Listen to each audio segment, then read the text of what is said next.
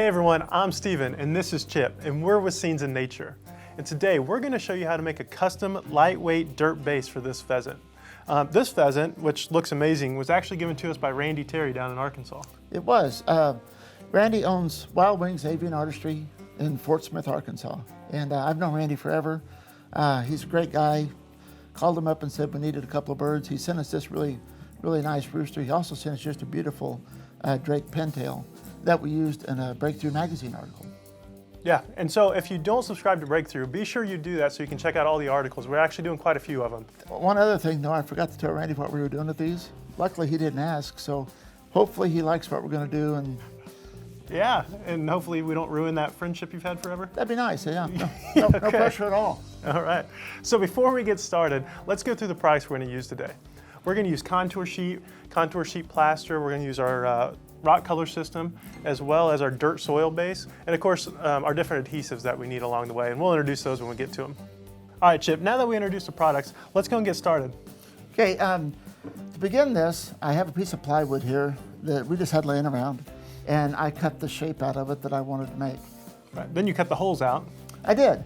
The reason I did that is it gives me access holes in here to put my hand up in there when I'm forming my contour sheet. Yeah, and when you cut these holes out, you actually just took that same piece and put it right back on there and turned it sideways. This piece right here. I took this section and just turned it and set it right there. Put a couple screws in it, we're good to go. Also, it's really nice when you go to attach your bird in this case, or whatever animal you're gonna use. We have a bit of a gap or a reveal right here. That allows me to take my wires and bend them over and staple them, or put a nut on my all thread if it's a bigger animal. And there's no chance that wire is going to scratch my tabletop when I set this thing down on it. Right. So it's going to make your customer pretty happy too. Right, so I think we're ready to move on to the contour sheet, right? We are. Let's go ahead and do that. First thing I'm going to do is I'm going to wrap my contour sheet.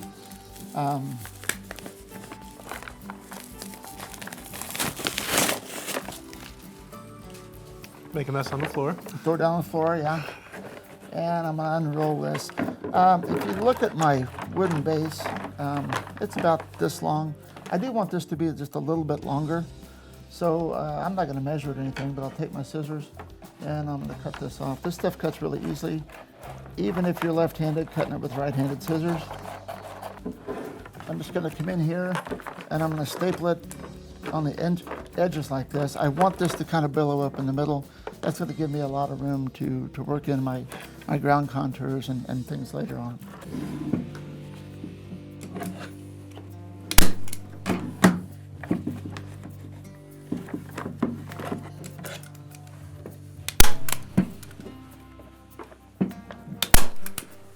One thing that you'll notice is normally Chip will take it and he'll wad it all up to get that rock texture before he staples it on there.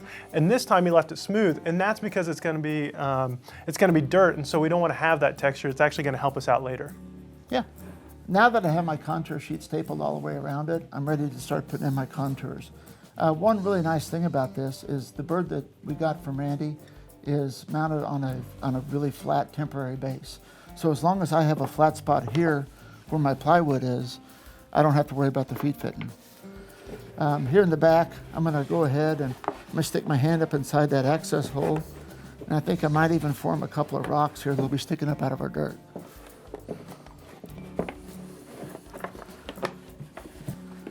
And I think this is gonna be pretty much our shape right in here. Great, well we're ready to move on to plaster. We are, it's that quick. Now that I have my shape the way I want it, I'm ready to cover it with the contour sheet plaster. And to do this, I'm going to use my plaster mixing bowl, my spatula, and of course contour sheet plaster. And the nice thing about this too is all I need to mix it with is water. When I mix this up, I want to mix it up a little bit thick so that of course it doesn't run off my rock. One thing that's great about the contour sheet plaster, it has actually a little bit of an extended working time, so it's going to give you a little bit more time to get that plaster on there. And I'm just going to use my brush and paint this on there. So I'm just going to cover this, and I'm going to try to keep it, fairly smooth. Kind of a neat thing I can do is I can come back with my spatula and I can kind of smooth that out to get the lines out of there. Like we've mentioned before, one thing that's awesome about this plaster mixing set and brush set is that you don't have to clean them up. You can let that plaster dry in there and you can just break that out of there. It's pretty nice. Like you said, we just let this dry and then just bust it out of there and it comes out pretty clean. One thing that's so awesome about contour sheet and plaster is that it mechanically bonds to it. You know, there's that felt side of that contour sheet, and so it mechanically bonds when that plaster dries to make a nice hard shell. If you notice, I'm pretty much getting rid of all my lines from the brush there. Works really well. All right, Chip, so you're almost done, so then we just need to let it dry, right? I am, yeah. I'll get this little bit here and we'll be finished with it. And we'll set it off to the side. Typically, I like to leave it overnight. The drier the plaster is, the better it takes our rock color system. It soaks in and gives us that good rich color. Good, so let's go ahead and finish this up and we'll let it dry. Yep. All right, Chip, now that our base is dry, we're ready to move on to the rock color system. Before we do that, why don't you tell us what colors we're going to use? The colors we're going to use on this are concrete, burnt umber, raw umber, slate gray, and a little bit of the yellow ochre. I want these to be pretty light, so when I mixed up my colors here, I diluted them down to an 8-to-1 ratio. Great, well let's color the rocks. Okay, let's do it. Now if you notice when I put the colors on here, I don't color the entire rock. I want these to kind of leave some open spots in there.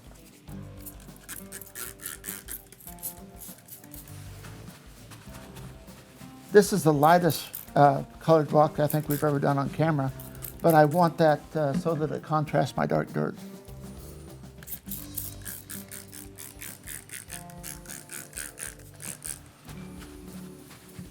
One thing that you don't want to do when you're coloring your rocks is we don't want them to be a solid color. We want these colors to blend and mix in there.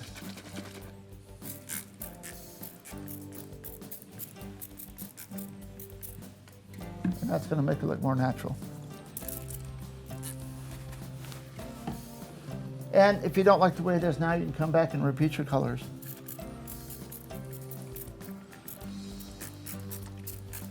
And I'm actually going to leave it about like that. Great, it's that easy. Yep. So let's go ahead and move on to that train base then. Okay. What I'm going to do with this is I'm just going to paint it on with a brush. When I come back in and put my soil on top of it, if I have a spot where maybe the soil comes off of it, it's not going to be white. It's going to be a nice brownish green color. So I'm going to coat the entire base other than these rocks that I have sticking up. All right, I think it looks pretty good. Ready to let it dry? You betcha. Yeah, as soon as it's dry, we'll come back and put some dirt on it or some soil on it. It's gonna look great. Yep, let's do it. All right, Chip, now that it's all dry, we're ready to go ahead and move on to the next step, which I'm not gonna lie, is my favorite part, actually putting down some habitat stuff on here. We are. This actually is pretty cool, and it's really hard to screw up, which is kind of nice. That's why it's my favorite part. Okay. Adhesive we're gonna use is fiber tack. This is actually the same stuff that we use when we do our velvet antlers. I'm gonna put this on here, and I'm gonna use a foam brush to spread it around and kind of even it out. When you see this go on, it's gonna kind of look a little spooky because it's white, but it's gonna dry clear. That is spooky. Yeah. But I'm just gonna cover all of the places where I want the dirt to be, and this is gonna be what sticks it down. All right, that looks perfect, Chip. I think we're ready to put the dirt down. One thing that's really awesome about this glue is that it's gonna stay wet long enough that we got a little bit of working time. The other thing that's awesome is the soil that we're getting ready to put down doesn't have any bugs in it. And so you don't have to worry about cooking it in the microwave or the oven or anything. And then we're just gonna take it and sprinkle it right in the glue.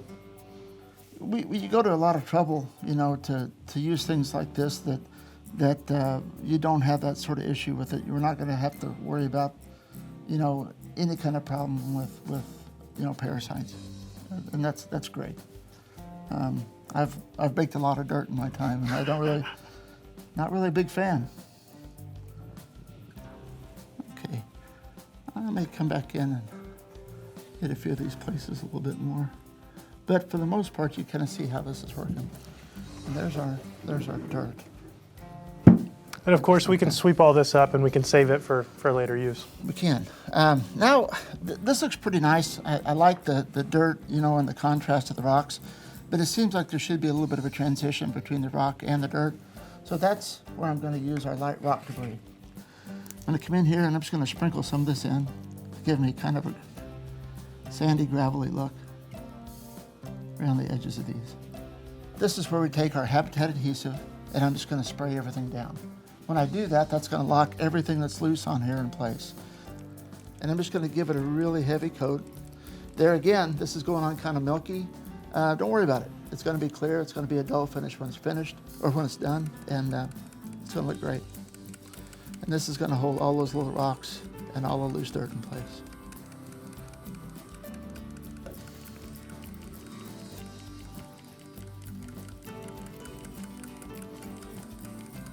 As you see, I've got my base completely covered in Habitat adhesive, and I've actually cleaned up my terrible mess I made. Now we're just ready to let it dry. Right, and after it dries, then we're gonna go ahead, we're gonna add that pheasant on there, which will look pretty good, as well as some plants, some low growth. And so we're gonna go ahead and pop off camera, we're gonna take care of that, and we'll be back in just a second. Okay, so here we have our finished pheasant. If you look, I reattached the bird to the base, and then we added some dried plants around it. Our low growth is on here. Also even took some of these plants, ground them up, and sprinkled them onto our dirt, onto our soil, and then sprayed them with Habitat adhesive. I think that was a good way to tie the soil color up into the dried grass. So I think it turned out pretty good. I'm really happy with it. Yeah, Chip, I think it turned out awesome. I think it looks great. And I think you're still gonna have a friend after all this. Well, I kind of hope so, but I'll let everybody know. Yeah. You know, and we cannot say thank you enough to Randy Terry. We hope that you like how it turned out. Also for you guys, if you want more product knowledge or more videos, be sure to go to scenesinnature.com. Thanks for watching.